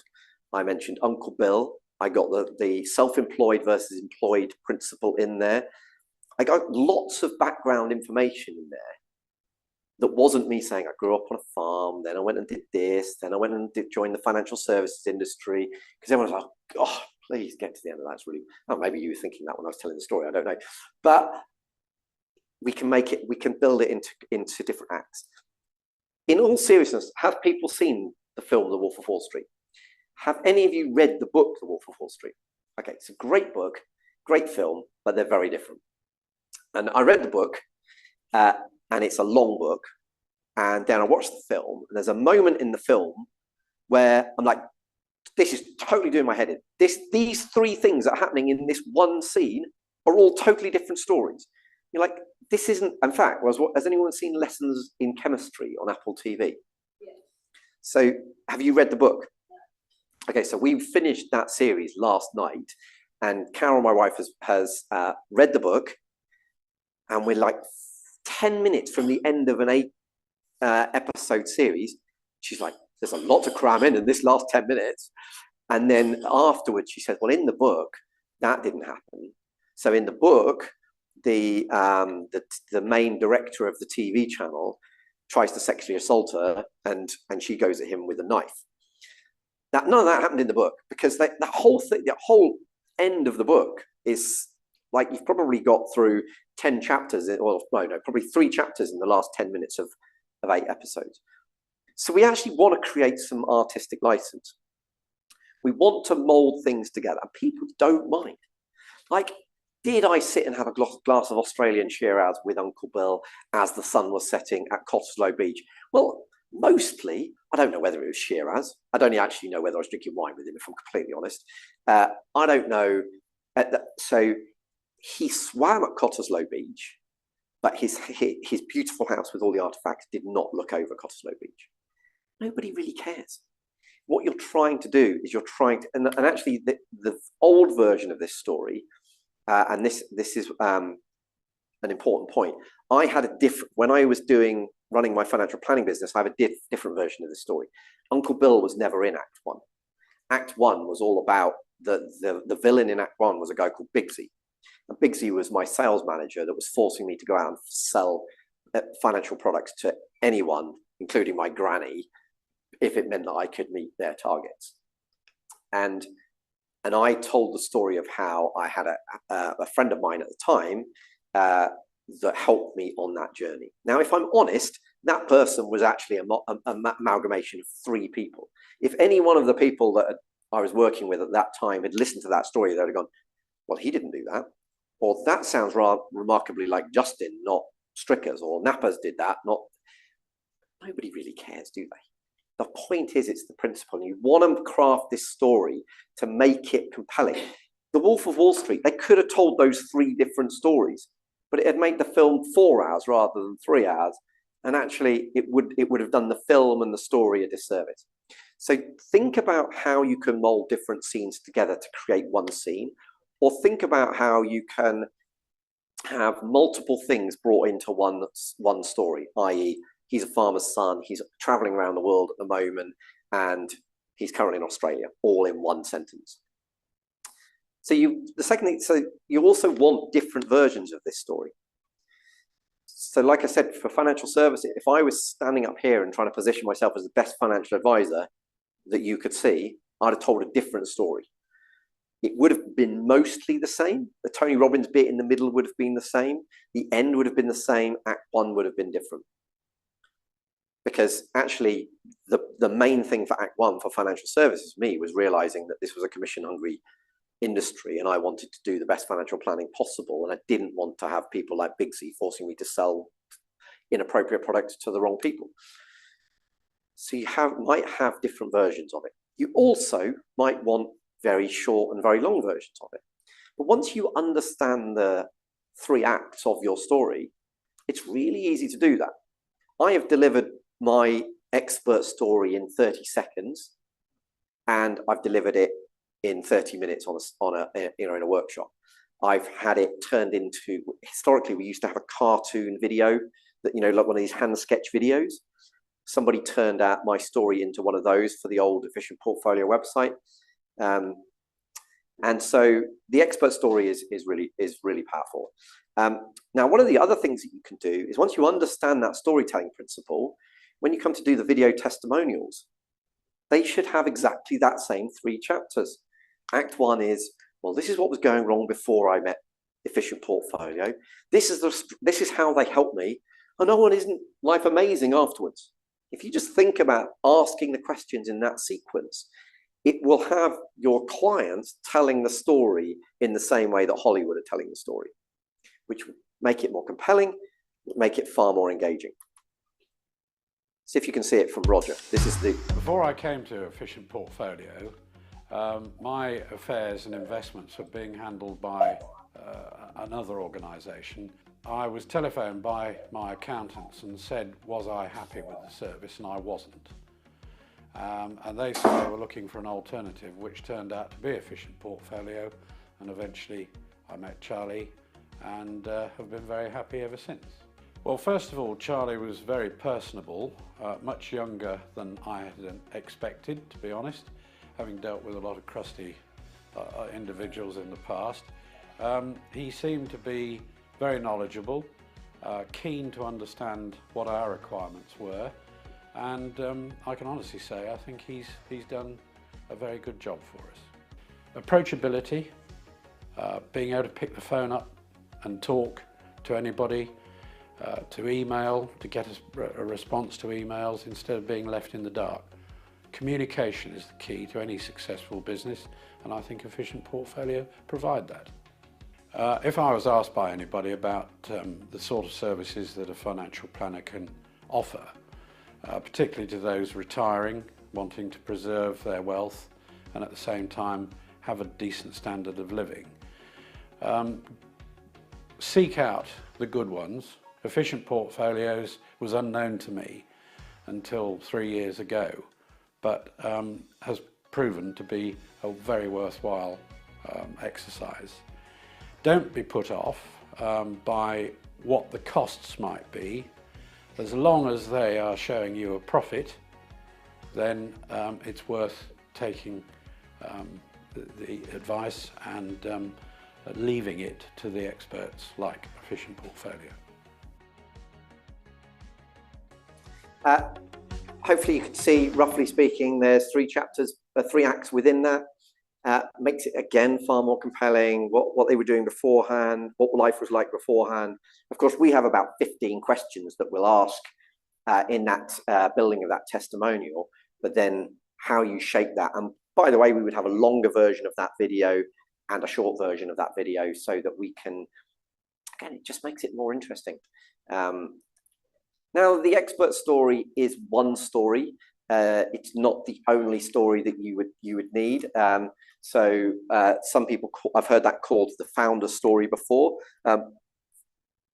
But ultimately, I think everyone wants their own expert story, whether you're employed, whether you're self-employed, whether you're running your own business, whether you're doing it for your clients rather than doing it for yourself.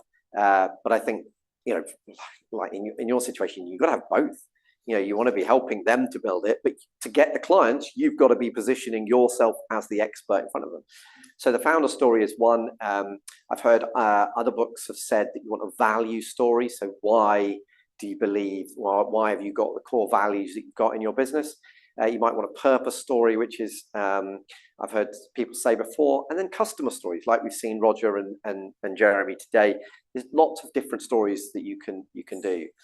And what I've given you is a framework from Act 1 to 3 for the expert story to build this expert story for you. You don't have to use that framework. I've seen plenty of others given to me over the years. One that I actually quite like and have toyed with using in certain situations is what's called the accidental hero. So the accidental hero for me, a short version of that would be, I was running my own business and it was blooming hard work and I was going okay. It wasn't growing as fast as I wanted, but I was working every hour God sends. And I was, I was overweight and it just really wasn't, it was a hard work. So in an act of desperation, I read like 300 different books. I went to every type of coaching I could get my hands on. And what I discovered was actually there was some key principles that allowed me to do things differently and to work less, but achieve more and enjoy it more. And the result was I ended up with one of the top financial planning businesses in the UK, as well as taking 3 months of every year off traveling the world. And I've since sold that for, a life-changing amount of money. And now I get to run multiple businesses, travel the world, enjoy, focus on what I enjoy, as well as having the opportunity to share what I learned with other business owners. So that was a 5-step approach to the accidental hero, which was struggle, despair, discovery, result, and now.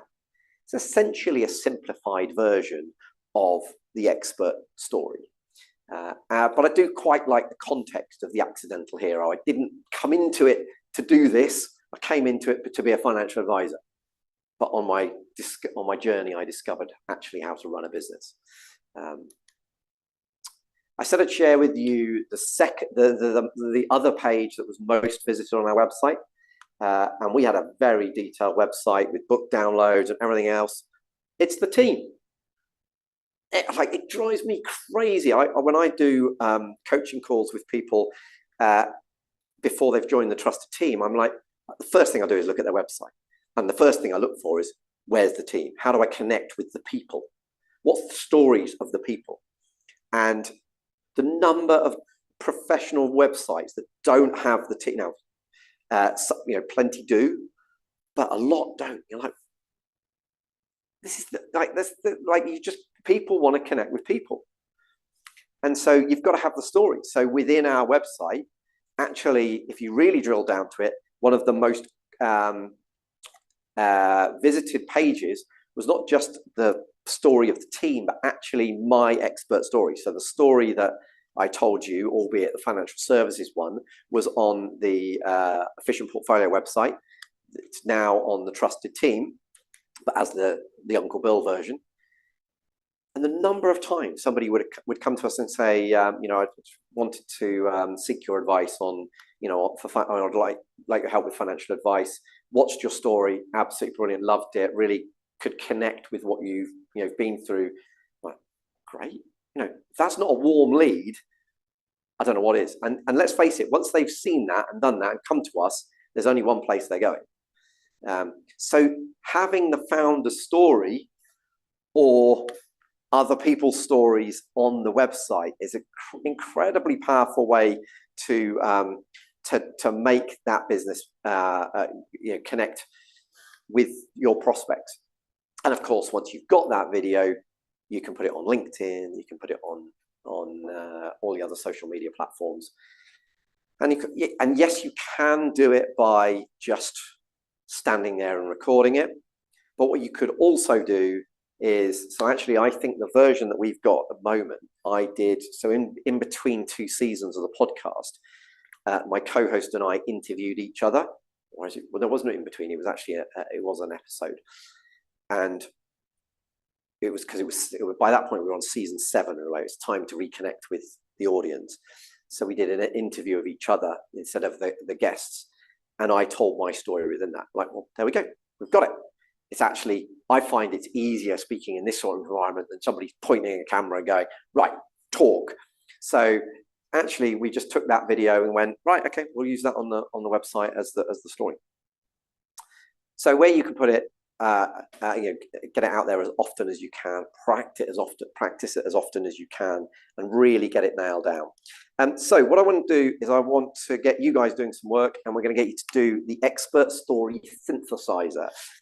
Now, again, this is going to be work in progress. You're not going to get the whole thing done today, but I want to give you the opportunity to start to craft it. So I'm going to give you 15 minutes to start to get some ideas down about what might Act 1 look like, what might Act 2 be, etc., etc. And then I've got a few bits to wrap up after that. One last piece on the storytelling that I was playing around with yesterday. I love AI, and I am spending a lot of time understanding how we can use AI to grow our business whilst working less and enjoying more.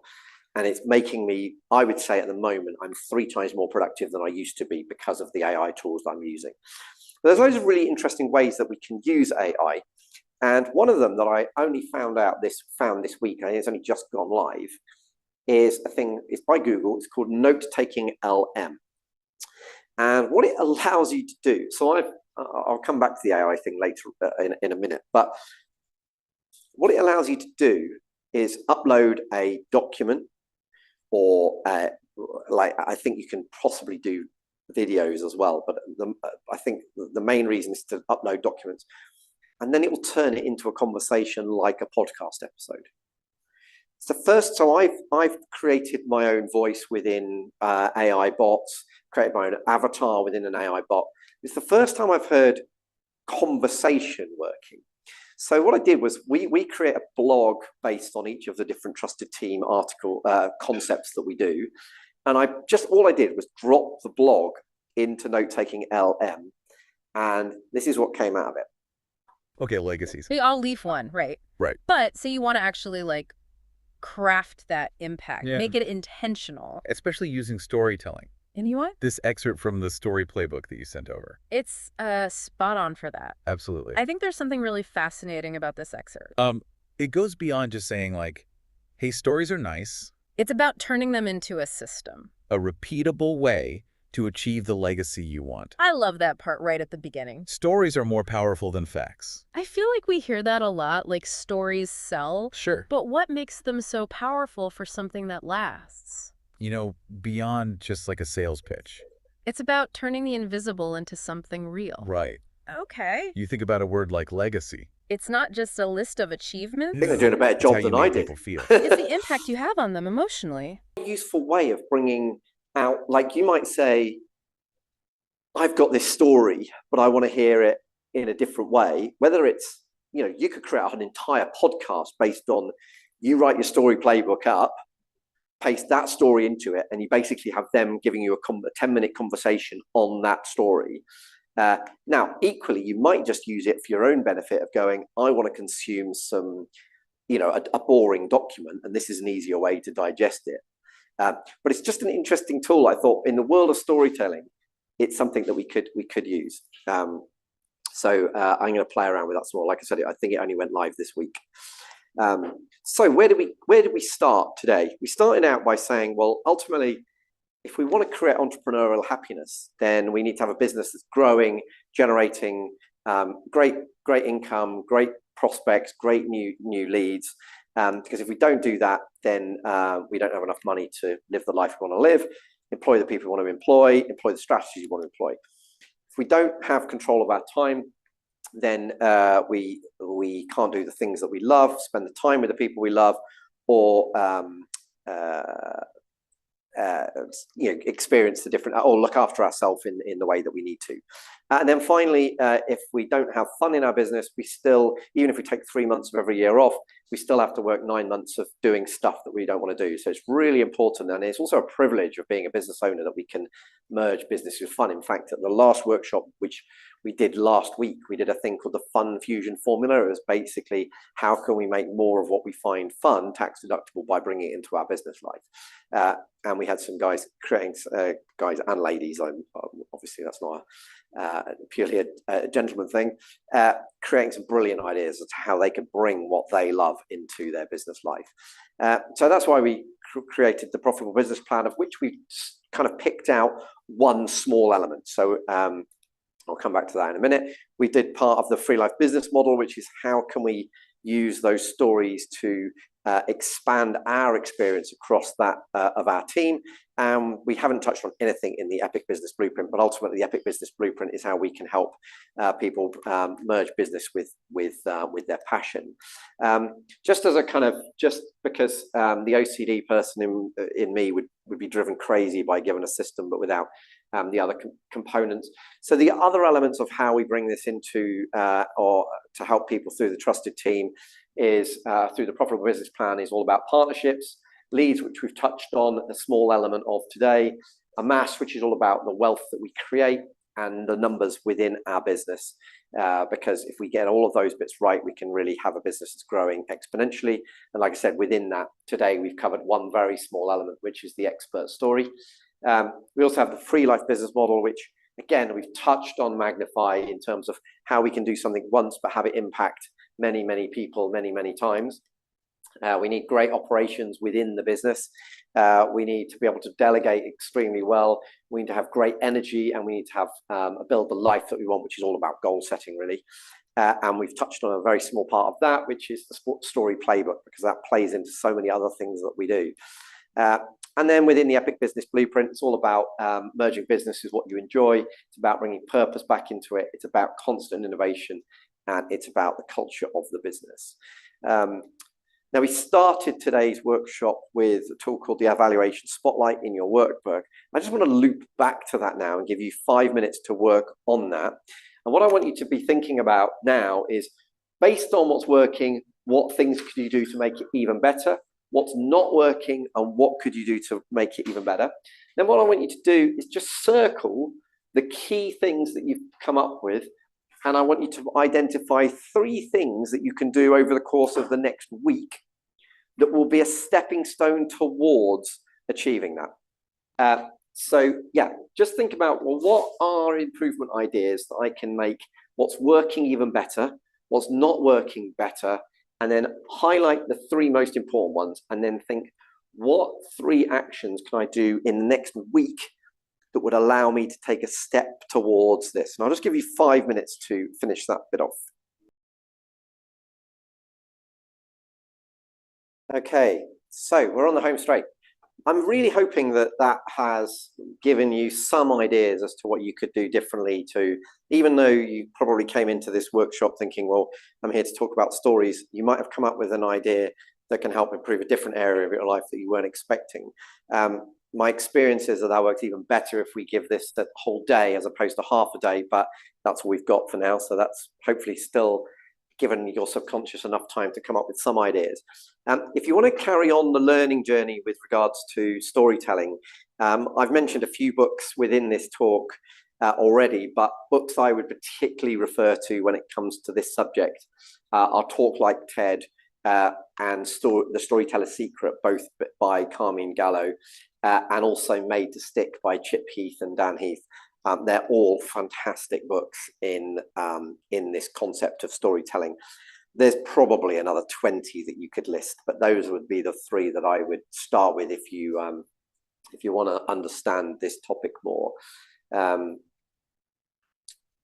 I just want to spend a few minutes to just explaining a little bit more about how the trusted team can help, and how we aim to help people grow their business whilst working less. And particularly, the working less piece is really important, because there's so much coaching out there that'll tell you can grow your business by doing this, and it'll have you working way more hours and trying to cram way more in. Whereas I actually think the magic to growing a business is doing it in ways that will actually allow you to actually do less work. And I will refer you back to the words that Tony Robbins used in the story, which is, if you do the same today as you did yesterday, you'll get the same results tomorrow as you got today.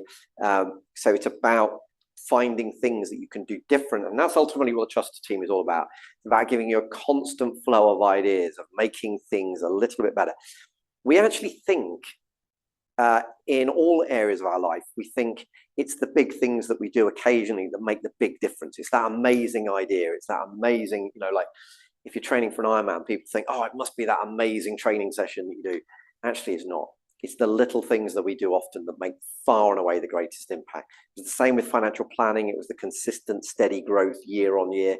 No 1 year makes the financial plan. It's all about the consistent returns. And that's what we're ultimately trying to do. And hopefully today, we've given you a little insight into what working on the business for a period of time can do. And I'm going to come back to the matrix analogy in a minute, but at the moment, so the idea is that you have the opportunity to go back to what you've always done, or you can think about how you might work on the business better to help it grow in the future and take a different path. So I just want to share with you the opportunity of what we do at the Trusted Team. Obviously, you've now got a feel for what it's like. For those of you that are online, by the way, we do the Trusted Team workshops both virtually and in person, and then they're also available on demand for those people that aren't able to attend on that particular day. However, I would always encourage people to come to the workshops in person. For me, I've benefited from coaching in person and online when we were forced to be online. In-person coaching experiences just work so much better for me, and I know that the majority of people seem to experience the same thing. So if you've got some good ideas out of this virtually, I would suggest that the in-person experience would be even better. But one of the ways that we can offer to help you is to set up a Better Future coaching call, and this is really just to see whether we're a good fit for helping you. We have a number of different offerings within the Trusted Team, so it's a way of understanding where you're at with your business.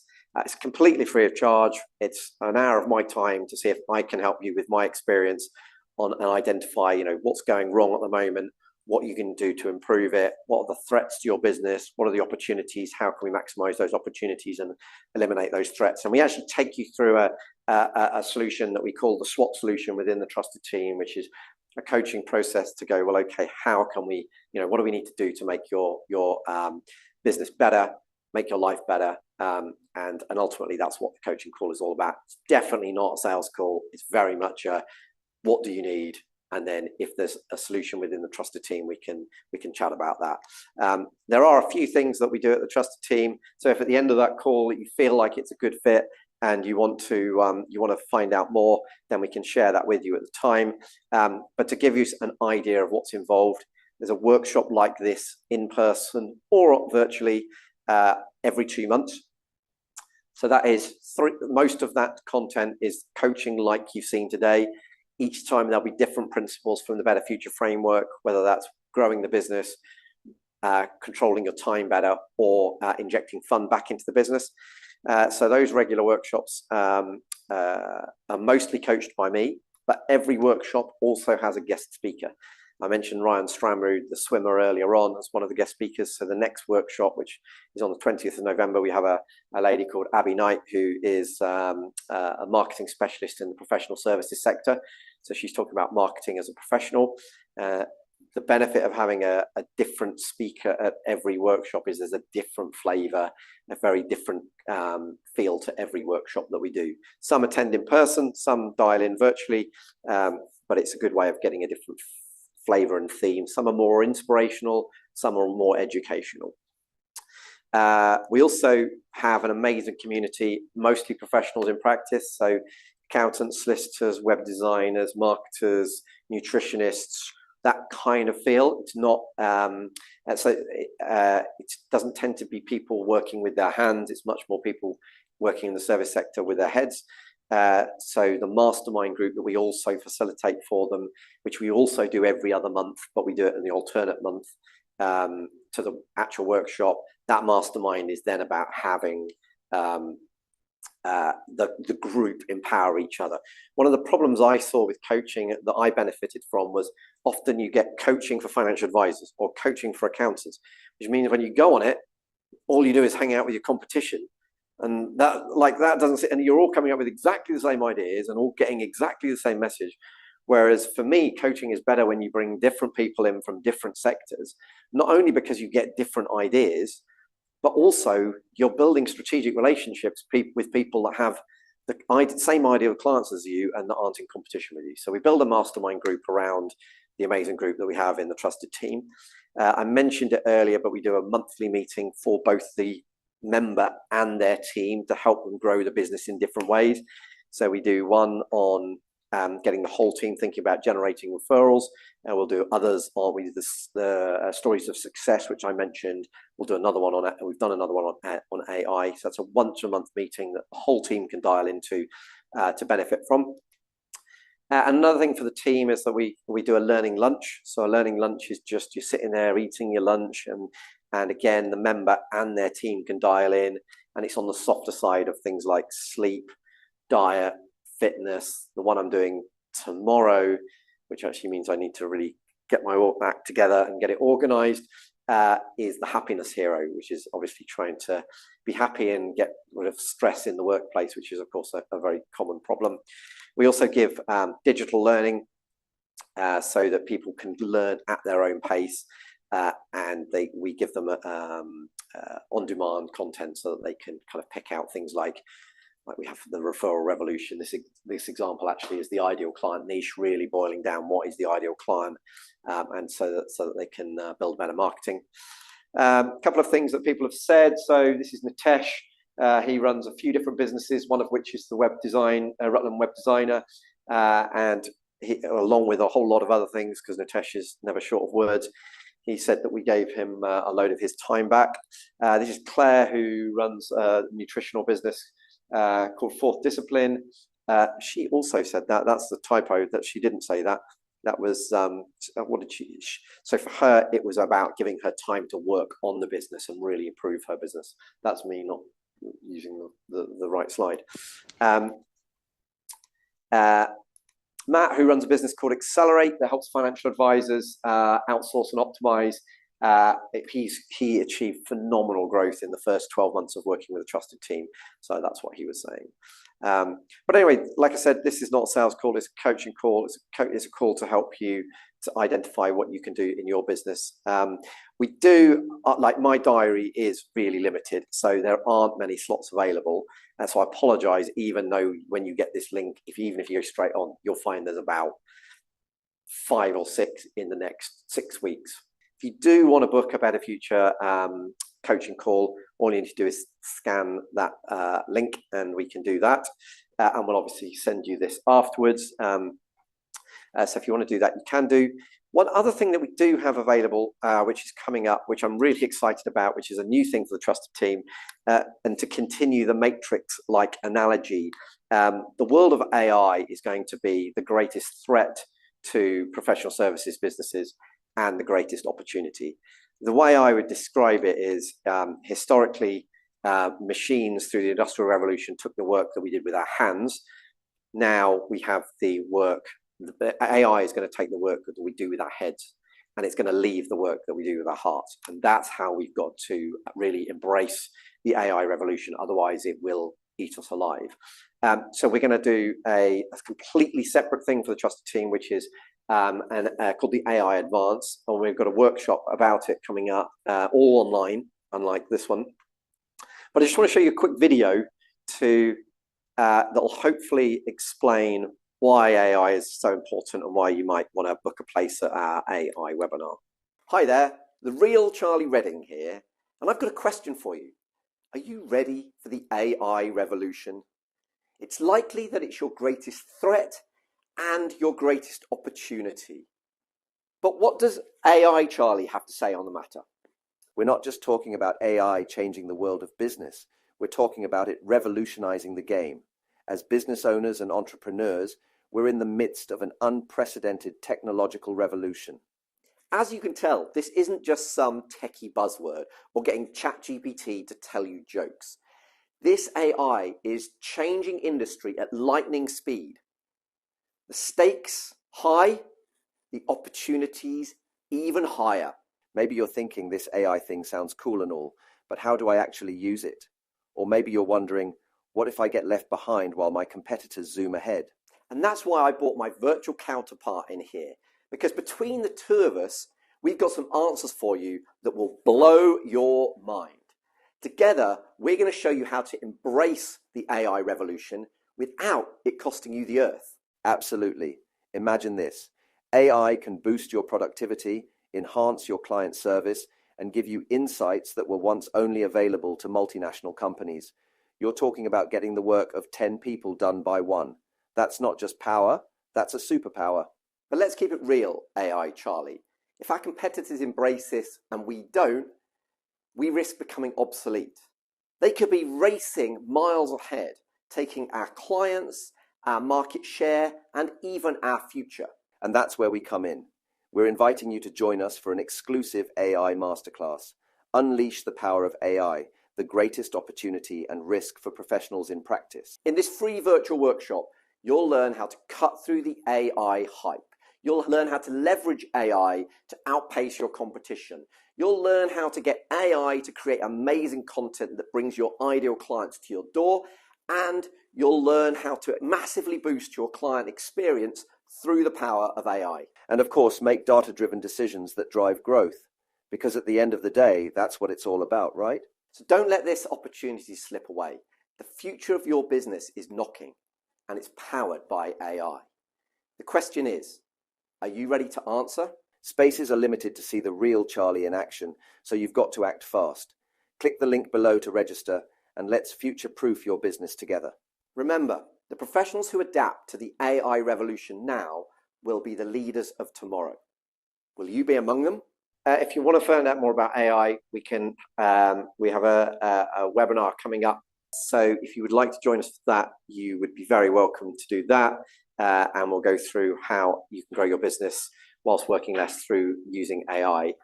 If you'd like to take us up on the offer of a free coaching call, please feel free to book that. And obviously we'll kind of talk about how the Better Future Framework can help you specifically with your needs and with your specific business. So you can book that. The last thing I want to leave you with is a question, and that is, and this is a question you don't have to answer, but it's a question you have to answer to yourself, which is on the back of today, what's the one thing that you absolutely must do differently? And I want you to make sure that you leave with that one thing in mind, because hopefully over the course of the day, you've got lots of little ideas, lots of things that you're going to do differently or implement in your business. But I want you to walk out of here with one clear objective that you must do.